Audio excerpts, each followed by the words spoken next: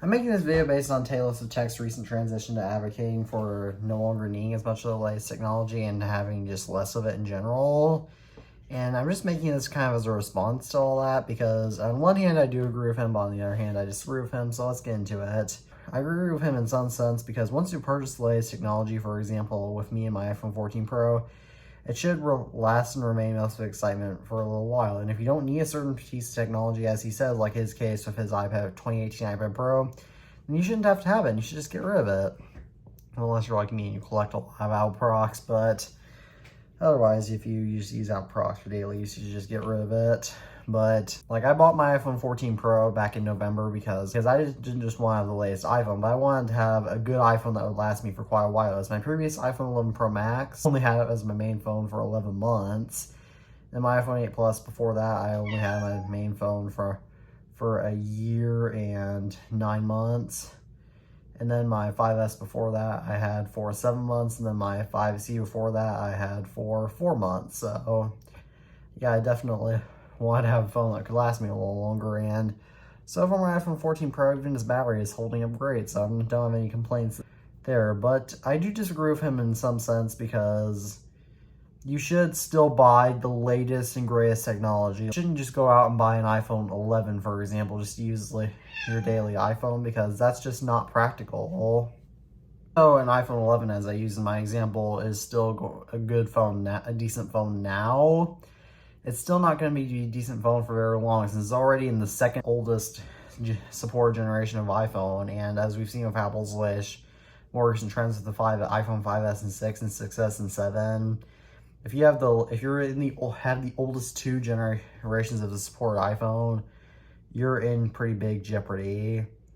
And the same case isn't just for iPhones; it also goes for other things like Macs. Like you should buy a new Mac to last for quite a while. As my parents bought me my 2019 MacBook Pro for my 14th birthday back in March 2022.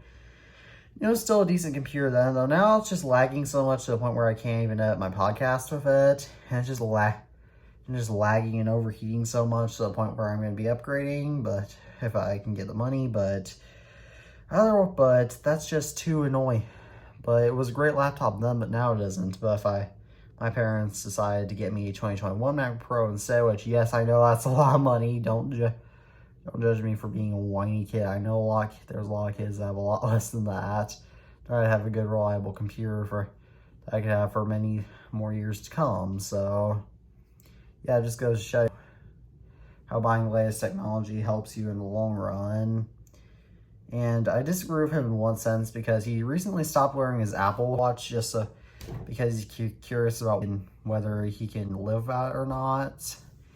And I personally think you can live without an Apple Watch if you don't have one, because with the exception of if you're an old person, if you're just susceptible to falling, in which case you would need hard fall detection, in which case an Apple Watch is kind of necessary.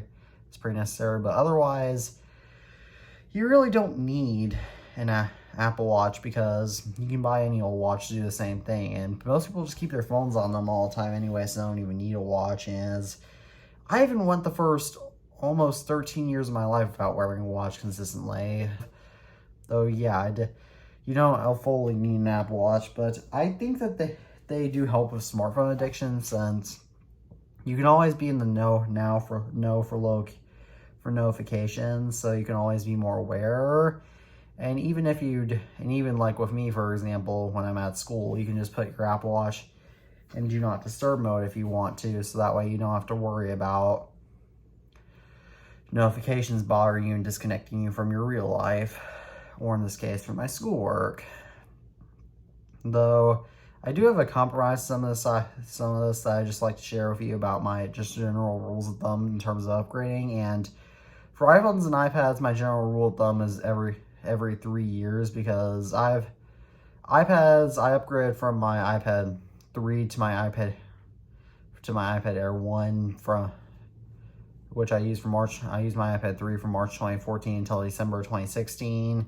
Then I used my iPad Air 1 from December 2016 until September 2019, excuse me. And then from September 2019 to December 2019, I had to briefly borrow my mom's 2015 iPad Pro because my iPad Air 1 completely shattered.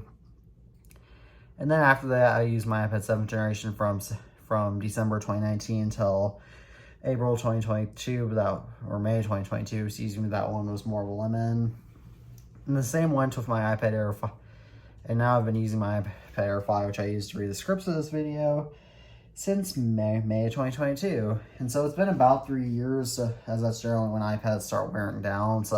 And I use my iPad every day, so that's why I upgrade my iPad every 3 years. And for iPhones, I just generally, last fall when I was wanted to upgrade to the iPhone 14 Pro, I did upgrade because my iPhone 11 Pro Max had a lot of issues, but I also upgraded just because my iPhone 11 Pro Max at that point, 3-year mark, I don't know what about it, but it just started feeling old all of a sudden. And it's not like the 14 Pro was that major of an upgrade, but my 11 Pro Max just started feeling old because at that point, once you can count all the features that come into it that have been added, like I know most people don't care about that stuff, and I know it's not all that important, but they still are improvements, or at least most of the time.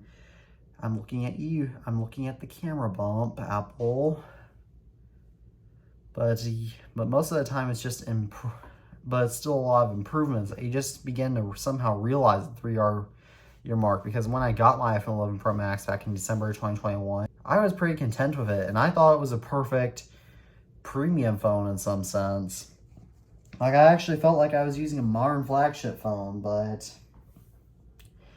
I just didn't after the 3-year mark. And the same went for my previous phone, being the iPhone 8 Plus. Is back when even the iPhone 11 series is current, and I was still using my 8 Plus. Now, granted, I had the home button form factor, so it still felt a little older, but I still felt like I was using a pretty modern iPhone then. But once I hit the 3-year mark, with the iPhone 12 releasing, I remember wanting an iPhone 12 so badly when it was new, but I never wound up getting one. So I just know, so that's just going to show you how iPhones generally at the 3-year mark, they just start feeling too old. And AirPods, I would give a 2-year mark, because we all know how, especially with the reliability of AirPods these days, if they even make it that far, 2 years is generally when AirPods batteries start to degrade a lot, and just overall, sound degradation and all that stuff. So, and there's usually better AirPods out, so just get new AirPods every 2 years. That's just my rule of thumb for that. And for Apple Watches, I also recommend every 2 years, upgrading every 2 years, because I've only done one Apple Watch upgrade, and that was from my Series 5 to my Series 7. That was after 2 years and 2 months of using my Apple Watch Series 5 as my main Apple Watch. Though I can proudly say, I just prefer upgrade my Apple Watch every 2 years, just because at that point the batteries start to degrade, and they still do feel a little bit behind. Start to feel a little bit behind in some areas, even though nowadays, especially the standard Apple Watch series, that it really should not exist. It just doesn't doesn't seem that right. But another thing to keep, but for Macs, my rule is every 4 years, because my 2019 MacBook Pro still felt great last year, but it doesn't feel so great this year. So yeah, upgrade your Mac every 4 years. That's just my rule of advice about that. But as always, thank you all for watching this video, and did you like me doing the unscripted format for the first time, instead of scripted formats for my videos like this? Please let me know in the comments down below. As always, I'm the iTunes Fanboy, and peace out.